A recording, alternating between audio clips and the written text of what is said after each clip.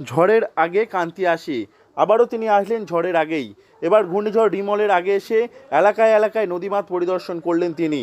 রায়দিঘির কুমড়োপাড়ায় নদীমাত পরিদর্শন করেন তিনি।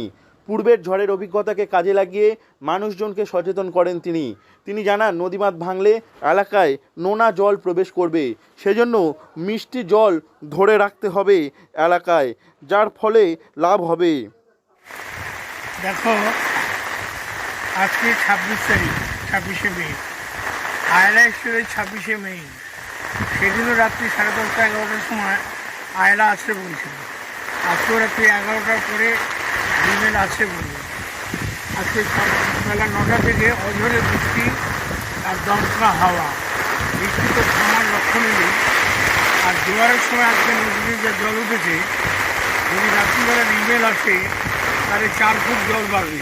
তার সঙ্গে ঝড় নিয়ে সকলকে সচেতন করেছেন তিনি জানান আগে আয়লা ঝড় এসেছিল এরকম রাতে, সেবার ব্যাপক ক্ষতি হয়েছিল, এবারেও ঝড় আসছে রাতে, তাই সকলকে সচেতন থাকতে হবে।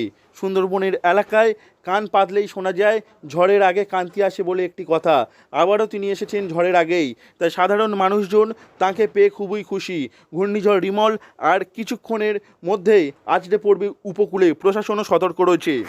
4 ফুট জল বাড়া মানে সুন্দরবনের বেশিরভাগ নদীর বাঁধ প্লাবিত হবে, বাঁধ ভাঙবে, জলে দেখা যাবে। আমাদের স্বাভাবিক কারণে সুন্দরবনের মানুষ বিপদগ্রস্ত হবে।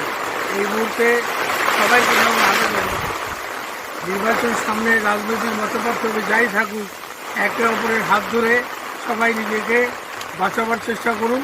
আর সুন্দরবনবাসীর কাছে আবেদন যে অতীতের অভিজ্ঞতা থেকে আপনারা সিদ্ধান্ত নিন যে বৃষ্টির জল ধরে রাখুন।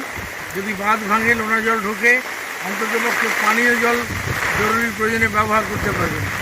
সাধারণ মানুষজনও ঝড়ের আগে কান্তি গাঙ্গুলিকে কাছে পেয়ে তারা খুবই খুশি। তারা জানিয়েছেন যে ঝড়ের আগেই তারা কান্তিদাকে দেখতে পান।